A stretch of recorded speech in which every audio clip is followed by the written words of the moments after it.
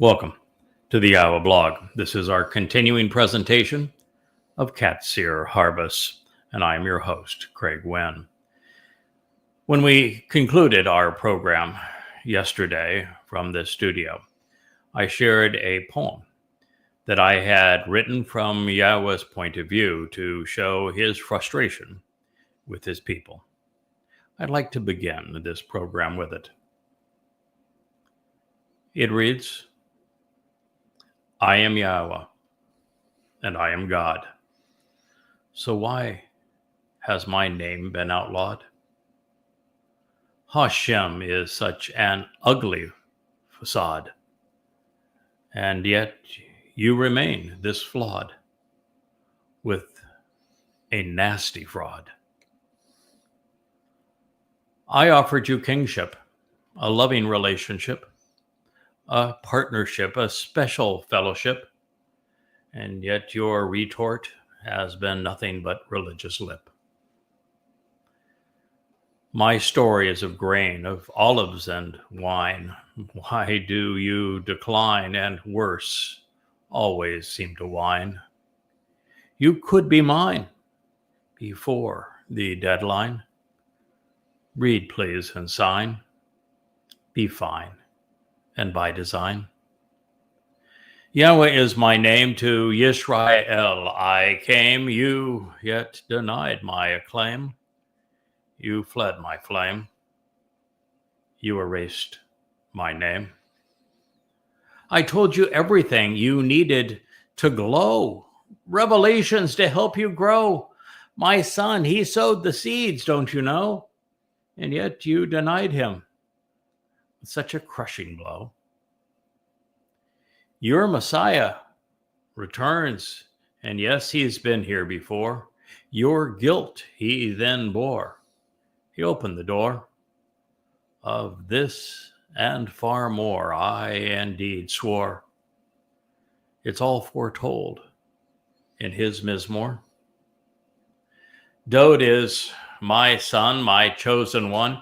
Your salvation he won. It's already done. A Savior is bright as the sun. From my anointed, do not run. He served as the Passover lamb, yet you don't seem to give a damn. He fulfilled the promise made to Abraham. He opened the ultimate door jamb. Yes, Yahowah is my name. To Yisrael I came, yet you denied my acclaim. You fled my flame. You erased my name. I have always loved you. I only wish you knew. And yet you haven't a clue. Such nonsense you spew. So the final harvest, it will be few. The truth, it was not hidden. It's religion that's forbidden. And now that you are so war-ridden, let's look once again at what was written. Yes, Yahowah is my name. To Yisrael I came, yet you denied my acclaim. You even fled my flame. Then you erased my name. When I was your God and Dode was your king, there was a different song to sing. To the Goy, you did not cling. You were shielded from their sting. Isolated now and hated, you are battered. Your dreams are shattered. Your nation is in tatters. My words, they don't seem to have mattered. Yet it's all here in the Miqra'ey. There is no reason to have gone astray. They were the way. Please join me on Shabuah, I say. Yahowah is my name. To Israel I came. You denied my acclaim. You even fled my flame. Then you erased my name. With Dode as your Messiah, as foretold in Isaiah, you were not such a pariah. Have you read Jeremiah? Yes, Dod is his name. To Yisrael he came, yet you denied his acclaim. You robbed him of his fame. What a shame. Who served as the lamb? Whose blood is on that door jamb? Do you need a diagram? Do you even give a damn? Do you know the Son who was given for what he has striven? How are you then to be forgiven? What is your decision? Dod is his name. To Israel he came. You denied his acclaim. You robbed him of his fame. Have you no shame? This need not be the end of the story. You have been called to great glory. To my covenant be a signatory. Of my Torah do query. It's time. What is mine is replevin. Let me remove your leaven. All on the basis of 7. Then I can bring you to heaven. Yahowah, that is my name. It was to Israel I came. Accept my acclaim. Embrace my flame. Reinstate my name.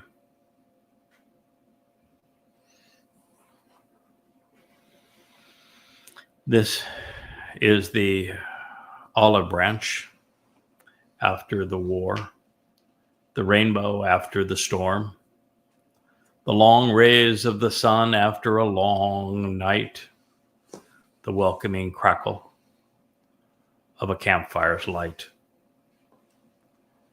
From the beginning, this prophecy has been focused on the reconciliation of Yahowah's relationship with Israel and upon his return with his beloved Son. And this is how and when it will occur. This is a continuing presentation of one of the most outstanding of all of the prophets, Yoel. His name means Yahowah is God.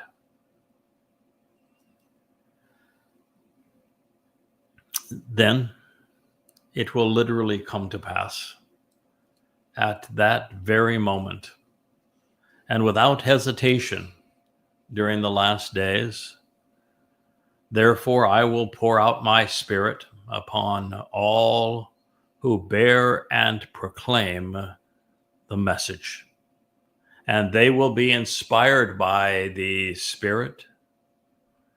Your sons and your daughters, as well as your elderly, will have their thoughts guided by divine revelations and be restored and empowered. As a result, your boys will become capable men again by choosing to continually witness, observing, and considering these communications from God. Yoel, Yahowah's God, Joel 2:28. This is Yahowah's song, and it is music to our ears. Yes, a time will come in the last days where without hesitation, Yahowah will pour out his spirit upon all who proclaim and hear this message. Whether that is many or few will be determined by how you respond to what you're hearing. And they will be inspired, wa naba. They will communicate as if they were prophets speaking for God at that time. Your sons and your daughters, as well as your elderly, everyone, men and women, boys and girls, will all have their thoughts guided by divine revelations. They'll be restored and empowered as a result. You know why this is possible? Because Yahowah is committed to writing his Torah instructions and guidance inside of us. And now you know the source of prophecy, don't you? Yes, after a long time when Israel has not had much of a backbone. God is saying your boys will become men. Your youth will grow up in strength, and they will do so by choosing to continually witness, observe, and consider these communications from God. As the world collapses all around Israel, there will be a revival in the promised land with the chosen people.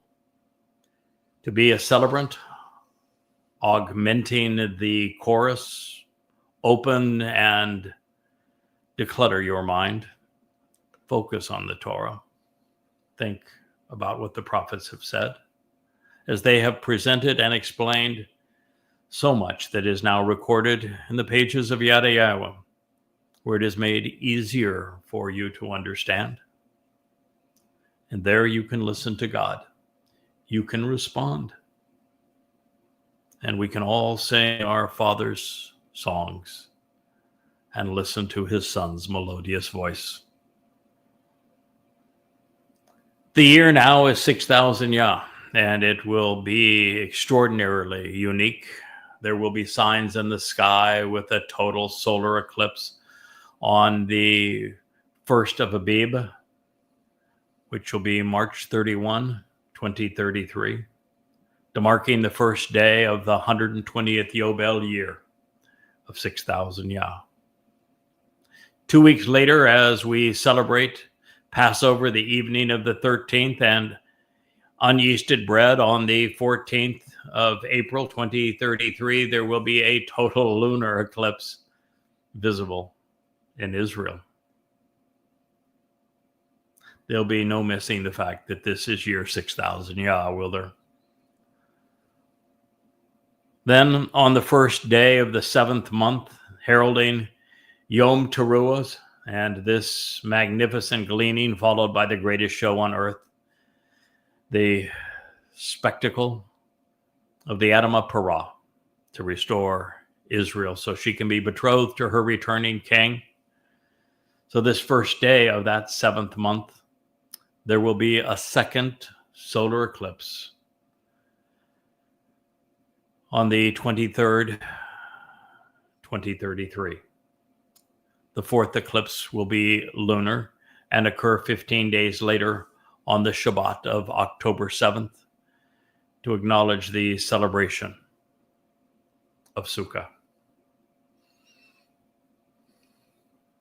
With Yahweh reconciling and restoring his relationship with Israel, with him nurturing and enlightening his people, uplifting and protecting them, and with his people acknowledging his presence in their midst, and finally proclaiming his name, God will pour out his Spirit upon those who have heard and are now proclaiming this essential narrative. He will do without hesitation all that he has promised on behalf of the covenant family. With the Ruach upon us, everyone will be inspired and empowered, becoming more aware and more capable. Boys and girls will become men and women as we are raised and grow alongside our Father. For the first time in history, the truth will be popular. And when we know and accept the words of God, we will speak for Yahweh. Everyone's thoughts will be guided by divine revelation. Everyone will be enabled, becoming ever more capable. We will grow forevermore, enriched and empowered by our open and pure communication with and from God. And even now, especially now, that we are returning to the Gan Eden at this moment, we find a reminder that Yahweh values work. He finds it satisfying and productive. We aren't going to speak for Yahweh without the effort of learning more about Yahweh, are we? So we should not be surprised that work is indeed on the agenda. We will have purpose in paradise. And also upon the men who work, and upon those engaged in service to the family. In those days I will bestow my Spirit.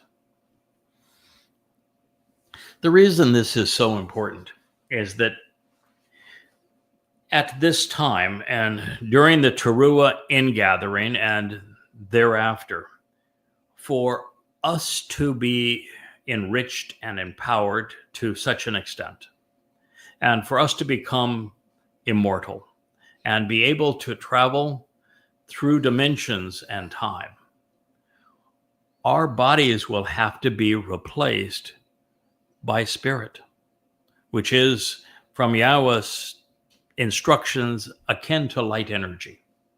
And when our souls reside within the Ruach and become spiritual entities, it is at that moment that we can soar through the galaxies.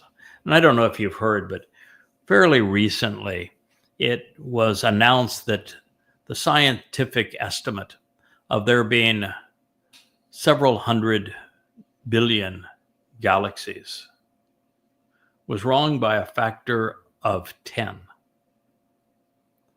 Even before the deployment of Webb, we knew that there were at least 2 trillion galaxies, each averaging well over 100 billion stars.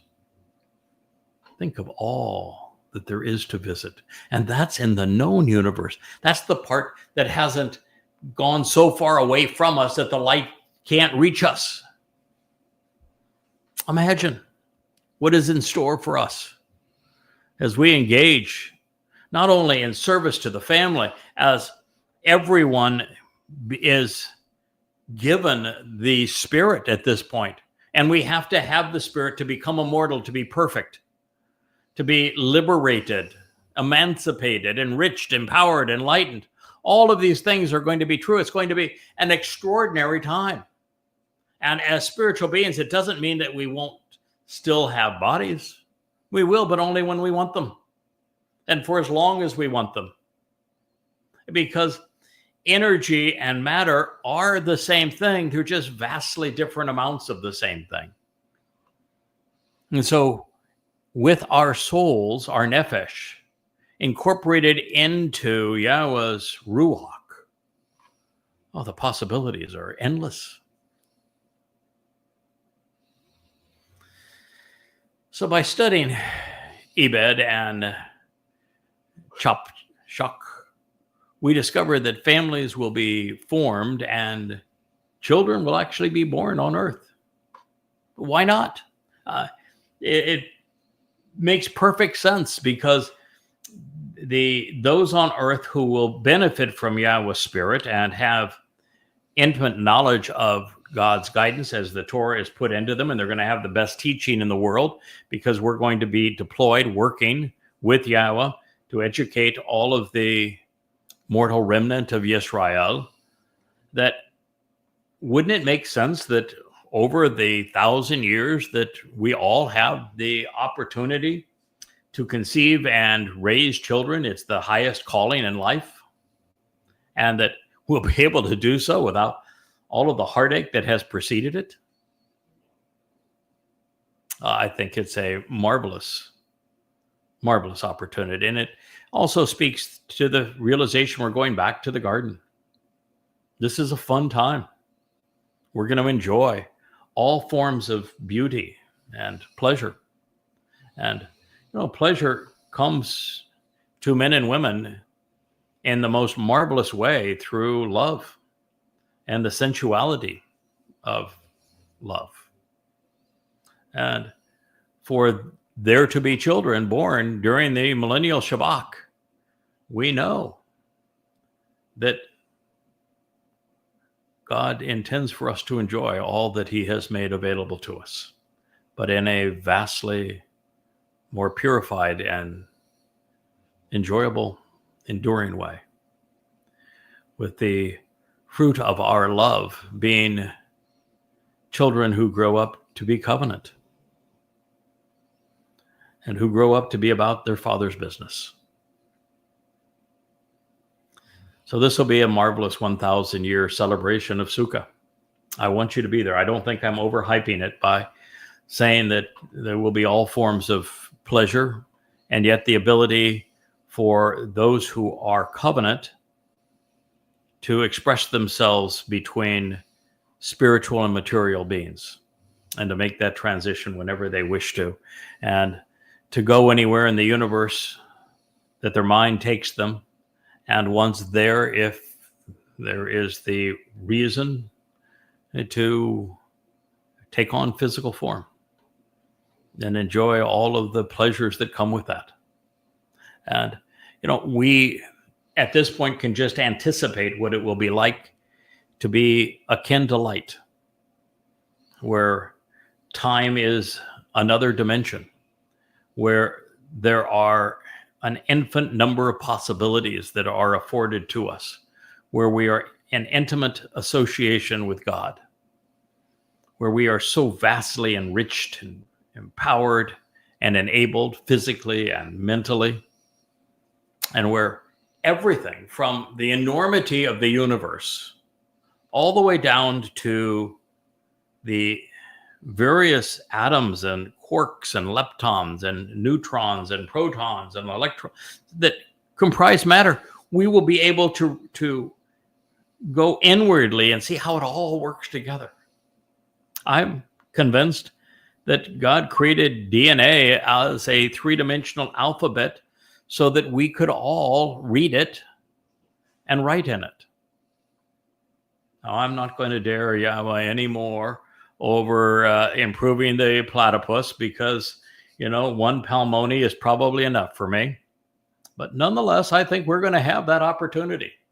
And I'm convinced that one of the great joys would be to actually have a conversation with animals. And I suspect that's going to be possible too. I think we're going to see light as we've never perceived it before. Warmth in a way that is beyond our comprehension at this time. A quality of love that is beyond our current comprehension. And so it appears that Yahowah is encouraging us to accept even as we go forward, the traditional roles, with men working outside of the home and women within it. And I'm not suggesting in any way any degree of inequality here. I'm just saying that as we listen to this, there is the inference that we will have the opportunity to celebrate our initial design. And yet, just because our primary work may be in different arenas, it doesn't mean that our vacations will be apart or that we will celebrate things apart. We will go and explore the universe together. We will raise and nurture our families together. We will love one another and uphold one another and cherish one another.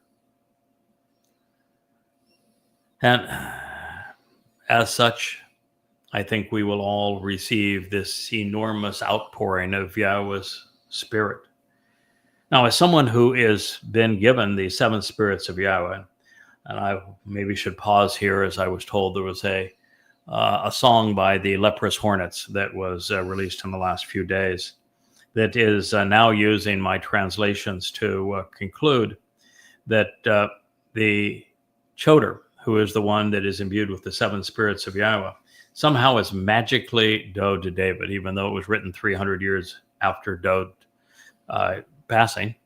And it doesn't describe to the Choder any of the things that Dode achieved. It doesn't mention that the Choder fulfilled Pesach, Matzah, and Bekurim, or even infer that there was anything associated with Pesach, Matzah, and Bekurim, opening the door to life, adopting us into the covenant family, perfecting God's children.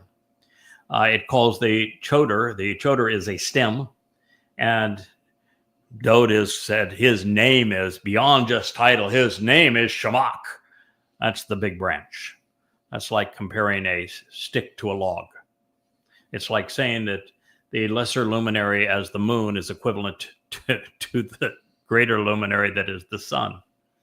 It is utterly ludicrous, but they wanted to have a trinity, and that was the only way to have a mommy and daddy God and a spirit mom and to have a son in their trinity. So they've gone that way, but oh my God.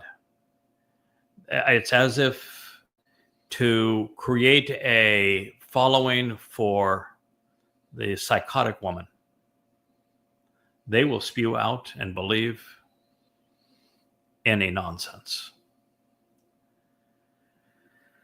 Well, the fact of the matter is that when Yahowah's spirit comes on individuals, it may be very similar to what I experienced with Yahowah's 7 spirits that guide my understanding of his testimony and that help me along the way. And this is another aspect that the dimwits want to bring to bear. They want to say that if you are a person working for God, a Nakri, a Choder, a Zeroah, a prophet, that you have to be perfect. But where does it say that? And how would it be possible for that to be so? And isn't Dode the person you want to ascribe this role of Choter to, even though he is the Shamak, even though we know him to be a great prophet, even though he is the Messiah and the Son of God? He has the highest calling of all, the greatest accolades of all, and yet he is absolutely and unequivocally not perfect. And even Moshe, the greatest prophet according to Yahowah, had a complete meltdown, said things of God that no one should even think, much less say. Struck the rock rather than talking to it. He wasn't perfect either, was he? So maybe you want to think through your plan because, well, your plan's got a few holes in it. But what I wanted to say about the spirit of Yahowah, even having the 7 spirits of Yahowah at this time, which is quite different than a single spirit coming upon the whole of the people, is that the spirit doesn't control the host. It enables, empowers, enriches, enlightens, but doesn't overwhelm. The spirit is a source of guidance, a source of inspiration, a source of confidence, a source of constant health. But the spirit doesn't run the individual as if it were an operating program and the individual is nothing more than a machine, a computer. That's not the way God works. It's not the way God wants to work. He doesn't want children who are robots. He doesn't want children who are perfect. What he wants is all of the gunk that we had associated with us through religion and politics and militarism and conspiracy. He just wants all that gone. And once all that's gone, he's not looking for perfection. That would be so utterly boring. Why do you think God wants a whole bunch of himself running around? I mean, it's our imperfections that make us interesting. And so the Spirit isn't going to run us as we were, okay, now we're going to praise God. Okay, it must be time for a peace talk. No. That is not the way it works. The Spirit is uplifting, it's empowering. The Spirit is enriching and enlightening and enabling. The Spirit is not controlling. And I know. I've dealt with the 7 spirits of Yahowah now for 24 years. I can tell you how this works.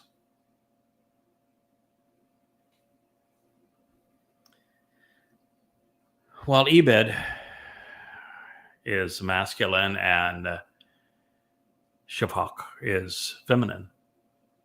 It may also mean that this work that is being done on behalf of the covenant family will be supported by the Ruach and of Yahowah, an outpouring of Yahweh's nature in this way.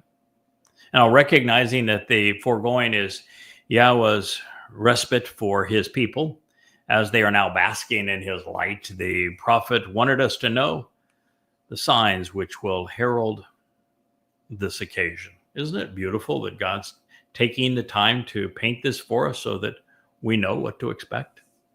We can anticipate this joy at the end of our labor, at the beginning of our new opportunity. I will provide signs in the heavens and on the earth, blood and fire, along with columns of smoke. Yoel, Yahweh is God, Joel 2:30. It was part of the citation that was quoted by Peter over this false premise that Shabuah was the birth of the Christian church. And yet, this only happened in part once before, where there was a column of smoke and a column of fire, where God led his people with the column of fire and the columns of smoke during the night and during the day. But there was no sign of blood. But that will be different. The reason is that the blood is synonymous with the sacrifice of the Adam Parah and of the man from Edom. It is the bloody bull. The man from Edom, we're told, is dressed in red for a reason. It is why the Parah is called Adamah. It's why I donned a red shirt for today.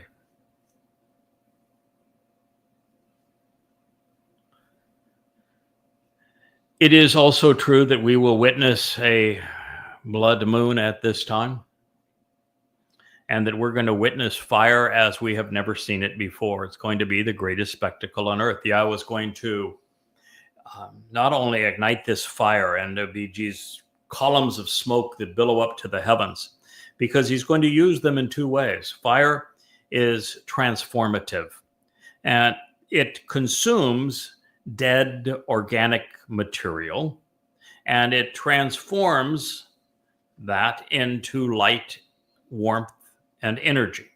So on the negative side, which is actually a positive for the survivors who are part of the mortal remnant of Israel, that all of those belligerents, particularly Islamic terrorists who have come to, do what they did on 10/7 to Israel this final time, they're going to be incinerated. That's what fire can do. And you're going to see there's what was of them is going to go up in columns of smoke. And that resulting ash is going to be used to fertilize the soil, if you will, and terraforming it so that God can restore the earth to the conditions that were experienced during Eden. Also, with the fire, there is not just this transformation from decaying mortal bodies to energy-based beings, but also a purging, turning the dross into ore, into dross and something exceedingly valuable. So fire can refine, it can purge. And that is the other aspect of it. And then the smoke that comes up from the the consumption of the body of this bull, this red bull, the Adam Parah, who is so productive in this way, that is part of the cleansing of the adulterous woman. It's mixed with copious amounts of water. This ash will have a cleansing effect. So this is really a marvelous picture, and that's why it's this particular time, Teruah, in year 6000 Yah, the 23rd and 24th of September, and 2033 is going to be the greatest show on earth. There's nothing that has ever been experienced like it previously. Yahowah is going to put on a great show, and he has picked the man of all men to be his orator. It's going to be Elia. I'm going to be there, but only performing the role of the bull on this occasion. But it's, it's nice to be written into the story, no matter what your role might be. So, in interpreting this, just before his return, we are going to find that the moon will be turned to blood. And this could be a reference to the temporary sacrificial death of Yada by the Torahless one on or around Teruah, that he represents the moon. He is the lesser luminary to the sun, his sons, the sun's greater luminary. And therefore, the very fact that Yada will be bloodied, it tells us that there will be a bloody moon. It could also be that when, I don't know if you've ever seen it before, I have, when there's a lot of smoke in the air and you're looking through and see a moon with a lot of smoke, or the sun with a lot of smoke, it appears red. Just the way that the light coming through the smoke transforms its color. And so the blood of the bull could be sprinkled, and it will be sprinkled on the mercy seat of the Ark of the Covenant, as is required for the children of Israel to approach and be reconciled during Kippurim. As for the Bashar, the herald, shedding the old Bashar body, it's going to be a welcome relief. And so this is an accurate rendering of the intent, and it is a good thing for all concerned. As for the fire and the columns of smoke, this is also an ode to an earlier time when Yahowah walked with the children of Israel and was seen as the pillar cloud or as the fire by day and night. And it is also a tribute to Dode, who will be returning as brilliant as the sun. But it's also how God is going to refine this mortal remnant of Israel and igniting the fire beneath the body of the Adam Parah. Now, considering how troublesome that his children have been up to this point, this will result in a restful silence from the disconcerting noise of his discordant rhetoric, courtesy of God's blazing light. The columns of carbon particles will be all that remain for people who are apart from the Spirit and estranged from Yahowah. Of course, this would be a frightening occurrence. You don't want to be on the wrong side of this blaze. And it says, then the sun will become weaker and unreliable, and thus darker by being obscured. Well, we know that's going to be a full solar eclipse on Teruah. And the moon, well, it's going to be bloody red. Yes, indeed. The moon can only be really bloody red on a full moon, which will take place on Sukkah. But I think this moon is in reference to the moon as presented in the fourth day of creation and in the 89th Mizmor, when comparing the sun and the moon to the Son of God and his beloved herald, Dode and Yada. So the moon will be bloody red before the vitally important and awe-inspiring day of Yahowah's appearance. See, again, we have to think this through. The moon will be a tiny sliver on Teruah.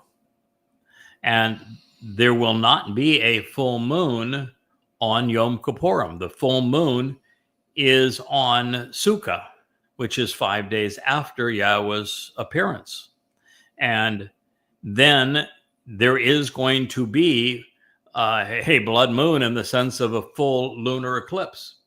So what this means is for the sun to grow darker, we're going to have a solar eclipse. Plus, there's going to be this enormous amount of fire and smoke in the air, not only in Jerusalem with the sacrifice of the red heifer, but also throughout the world as God incinerates all of those who aren't going to be allowed into the Sukkah celebration of the Shabbat for the 1,000 years.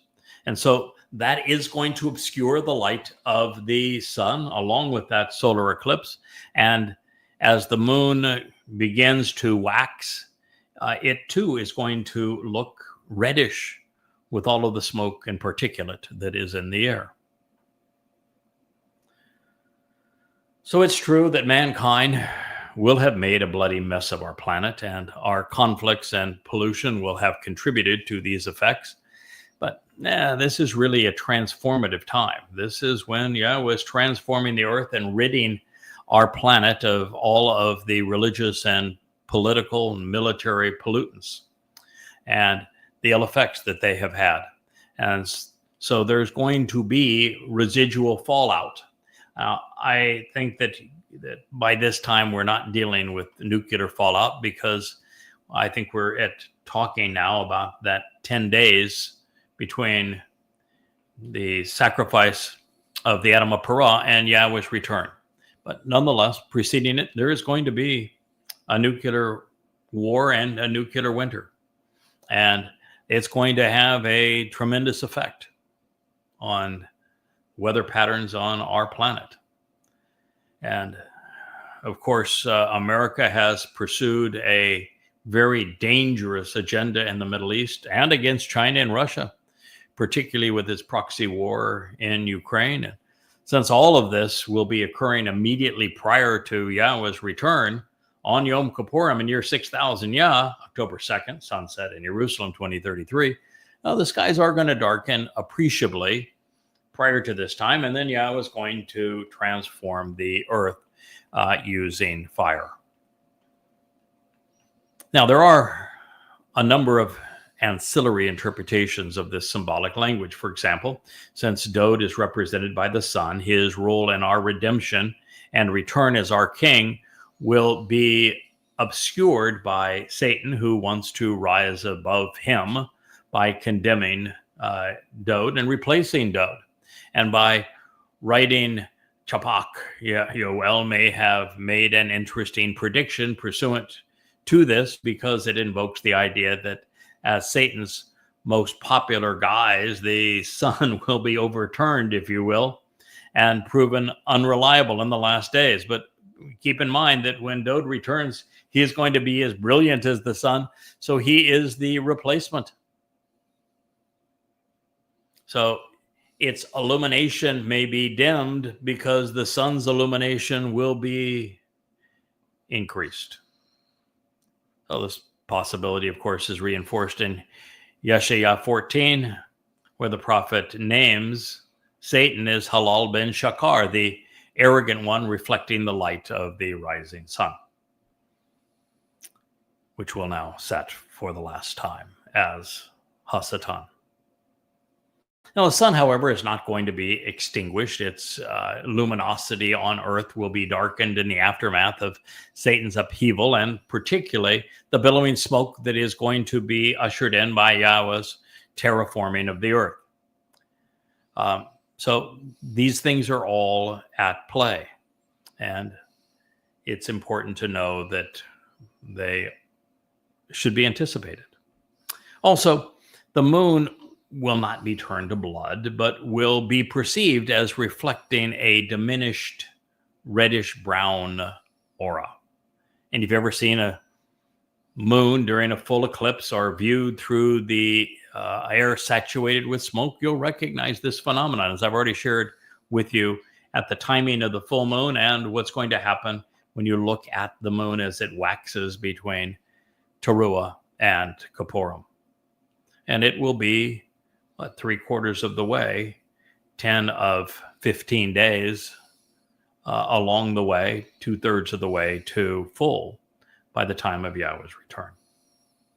And it is an important distinction, because if the light reflected off of the moon's surface is diminished by all that Yahweh is doing to terraform the planet at this point and at this magnitude, even observing the new moon, especially in the 7th month of the year of the time of Jacob's troubles, will be a good challenge. And the first emerging crescent is normally hard to see, but nonetheless, we've already determined the date. Therefore, for those who survive long enough to witness the fulfillment of Yom Kippurim with Yahweh's return with his beloved son, and then the Miqra'ey of Sukkah, which begins the millennial Shabbat, they will not actually be able to see the first crescent of the new moon, which not only designates Teruah, but also determines the arrival of the day of reconciliation 10 days later.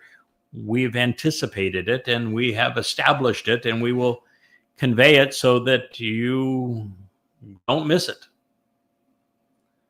Fortunately, Yahweh is offering an all-express paid trip out of harm's way, which is the better option for everyone.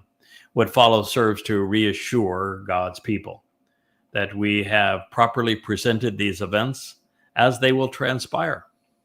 It is one of the most uplifting prophecies ever written.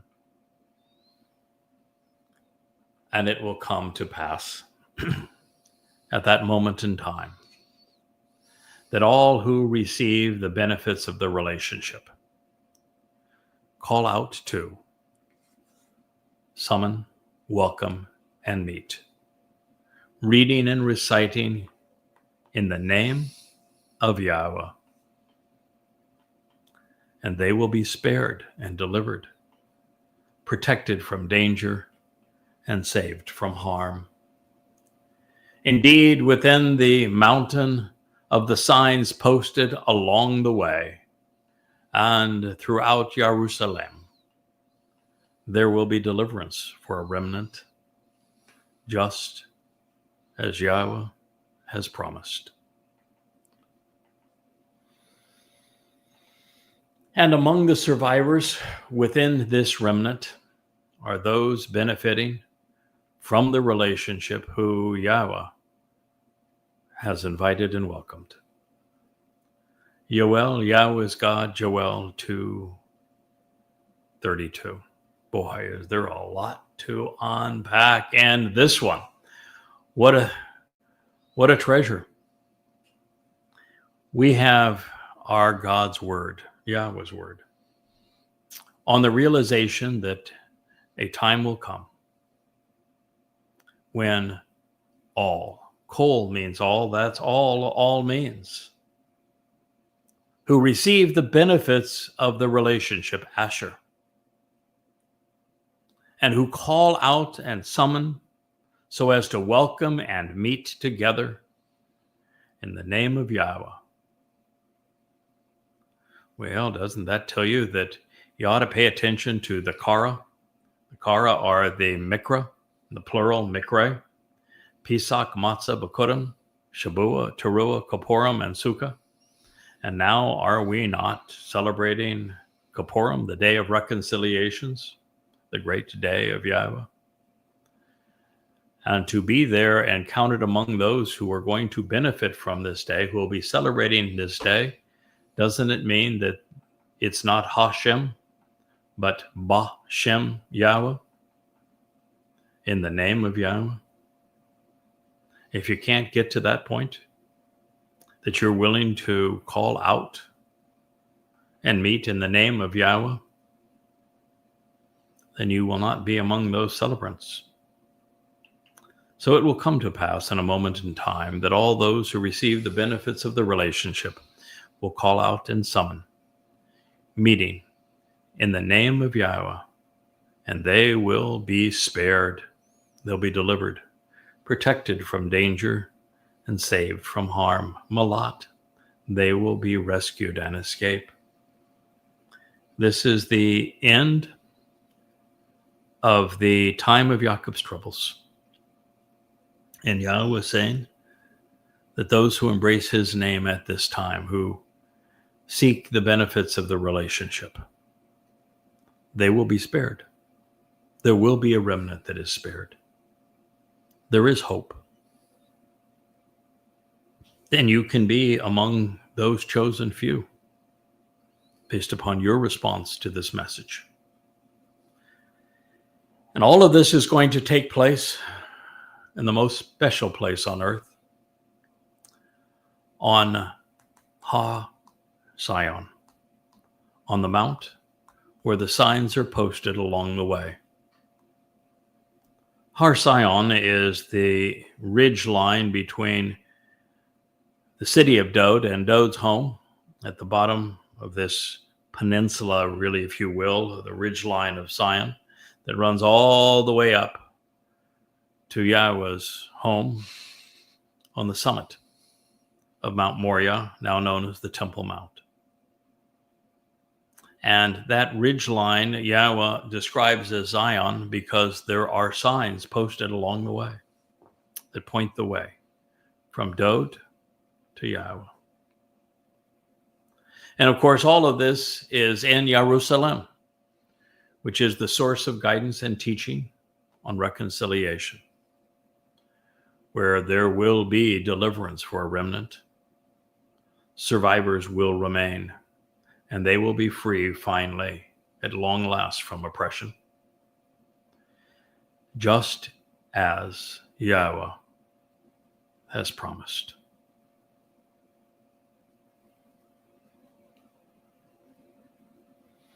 And among the survivors within this remnant and of those who remain are those benefiting from the relationship, Asher, that Yahweh has Kara, has invited and welcomed. The vast preponderance of those who will benefit from the sacrifice of the Adam Parah and who will be brought to Jerusalem and be staged around Moriah and Zion and Mount of Olives, all to witness this great spectacle that Yahweh will arrange and listen to his favorite orator, Elia. We're given a ride into Jerusalem in the white spiritual chariot. God will have chosen them. He will welcome them home.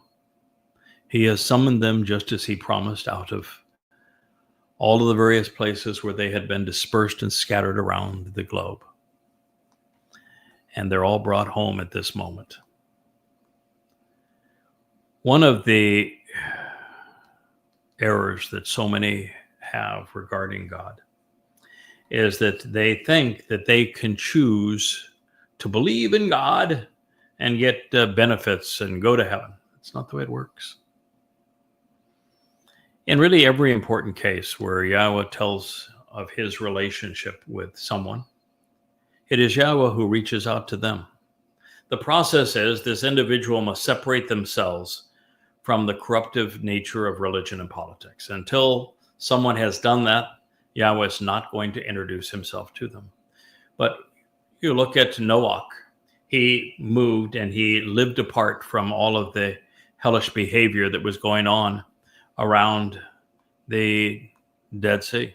By the way, it's interesting that most recently they have found the earliest signs of civilization, of actual towns and cities, if you will, under Lake Van.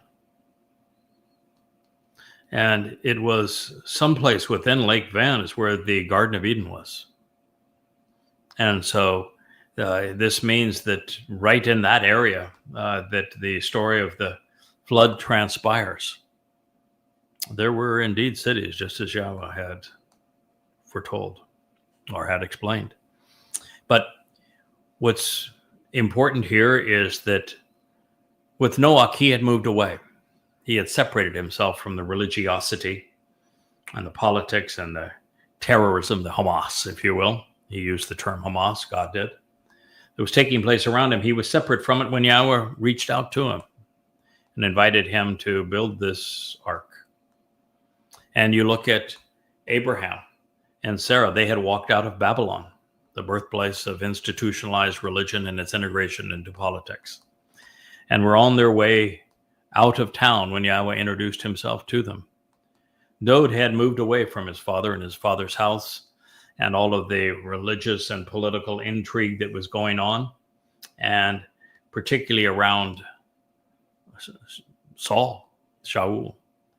And he was down there in Bethlehem tending sheep when Yahowah reached out to him. Moshe, look at him. He had grown up in the heart of that beast, understood its caste system, its militarism, its religion and politics as well as anyone possibly could. And he was disgusted by them, and he walked away from them, and he disassociated himself from them when Yahowah introduced himself to him. You see a pattern developing here?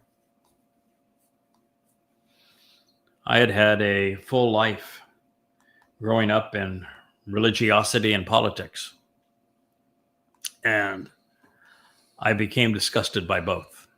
And I had walked away from both when Yahowah introduced himself to me. And I have read the life stories of hundreds upon hundreds of people who are now part of the covenant family. And it's all pretty much the same. We all were either steeped in religion, politics, or both. Patriotism, militarism, you name it.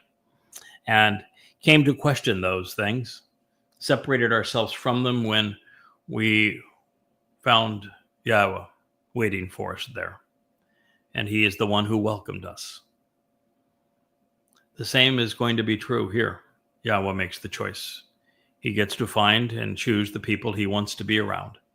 Now, that is exceedingly comforting for me, because I don't want the responsibility of having to reach everyone on earth with this message, because 99.9% of people have no interest in hearing it and would just as soon demean me.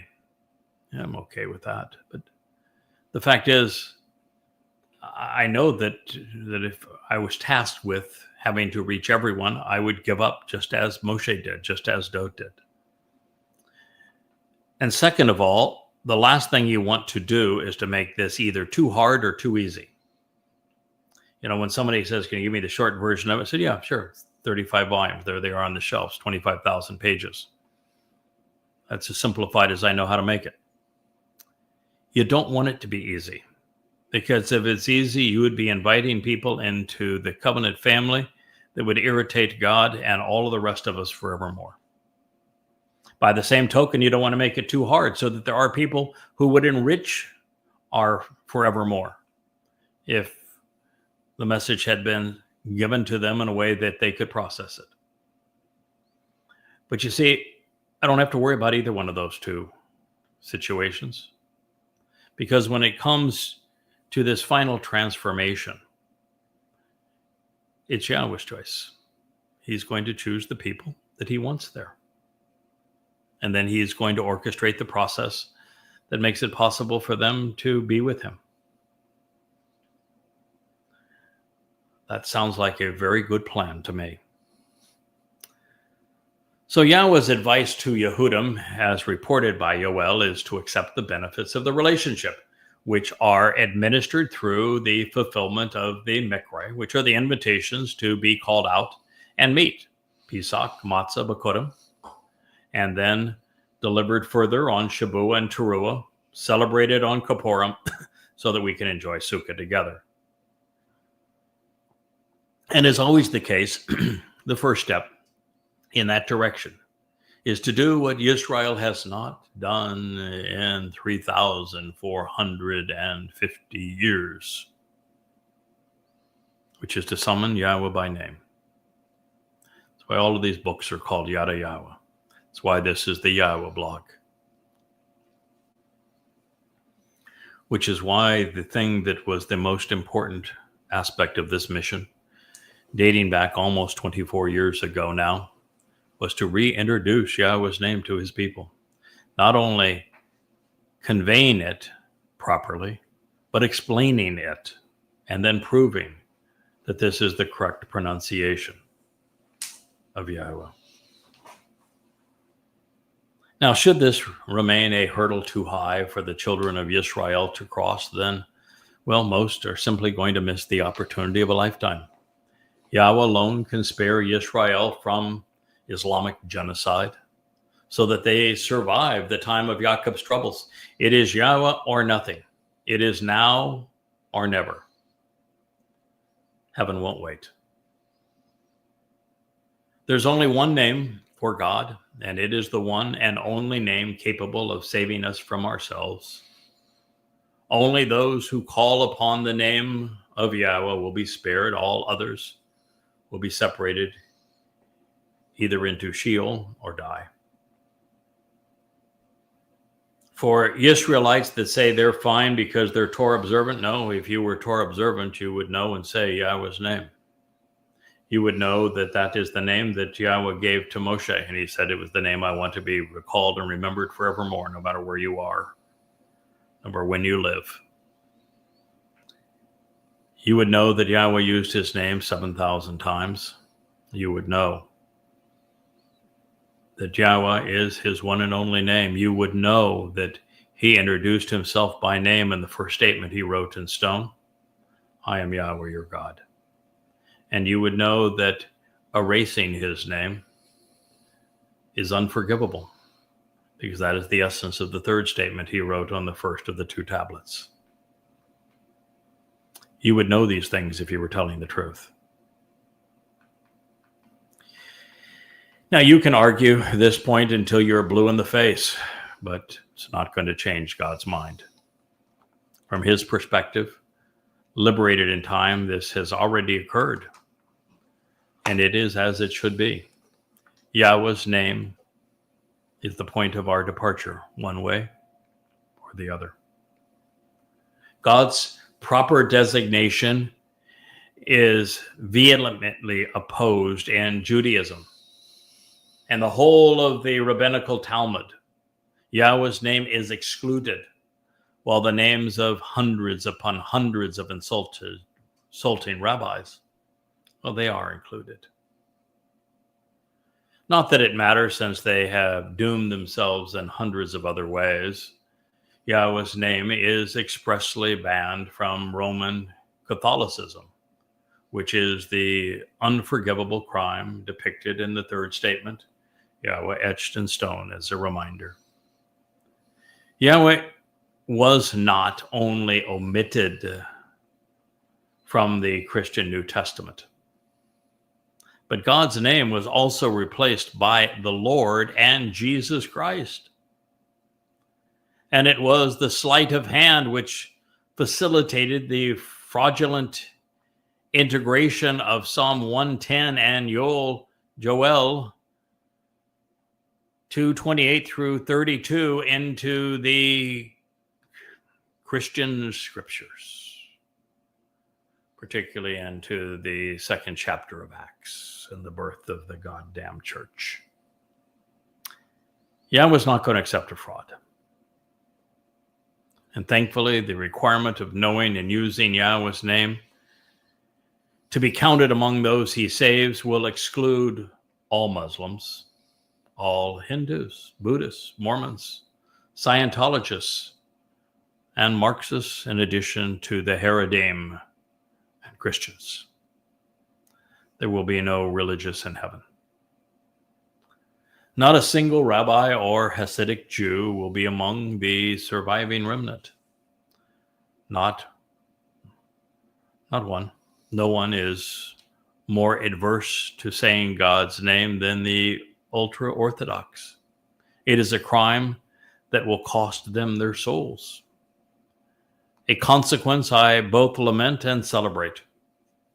There can be no justice unless those in the best position to know and convey the truth are held accountable for committing the deadliest crime in human history. Judaism has been a great curse on Jews. Those who were malat, spared and protected by Yahowah, don't just suddenly Amar, say his name. They kara ba shem Yahowah, to be malat. They call out and summon and invite the name of Yahowah so that they are delivered from harm's way. Kara is the most important verb in the Hebrew language, maybe apart from haya, which means to exist, which serves as the basis for Yahowah's name. But kara means that those reconciled Israelites and Yehudim, kara, they call out to Yahowah. They summon and invite Yahowah into their lives. They read and recite his name. They proclaim it because they want to be called out of man's mess and meet with God. And in this way, they are welcomed into his company. It is a full service verb. And this is why the verb kara defines Miqra'ey, the title Yahowah chose to describe his invitations to be called out and meet. It is why Satan stole kara to create Quran, the devil's advocacy. The my prefix for kara encourages us to ponder the implications of these opportunities to meet with our Maker and to be welcomed into his family. And of course, it was with and through Dod that Yahowah, Sion, posted the signs along the way so that you would know the way from Dod, who represents Yisrael, who fulfilled Pesach, Matzah, and Bakorim, and you could follow those signs up to Yahowah's covenant home, the home for his name. So after working together to fulfill the first three Miqra'ey and enabling really the promise of the next two, then what we find is that the concluding Moedim celebrate Father and Son as they return to their people and usher us into 1,000 years of camping out together as family. And that is the point of all of this. God can be trusted to honor his word. This fact alone destroys any possibility that Judaism, Christianity, or Islam are valid, because they contradict and change what God has conveyed.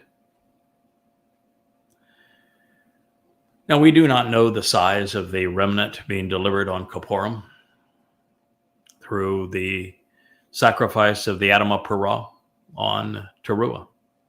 Much of the homecoming could be comprised of souls returning from the Shabuah and Teruah harvest. But there will be some, even if they are few, and I hope they are many, who will be part of this remnant.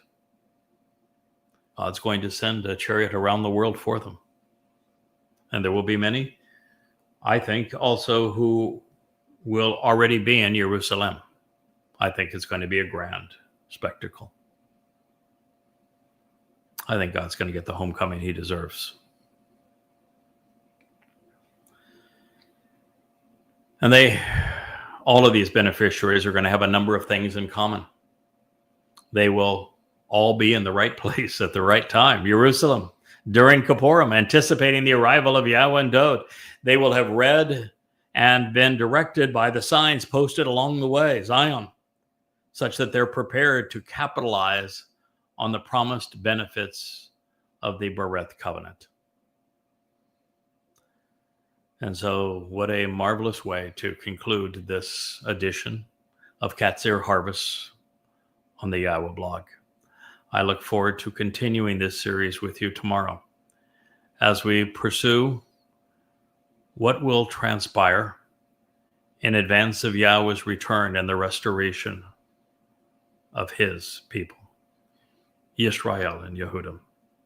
Thank you so much for spending this time with me. I wish you a wonderful evening. Good night.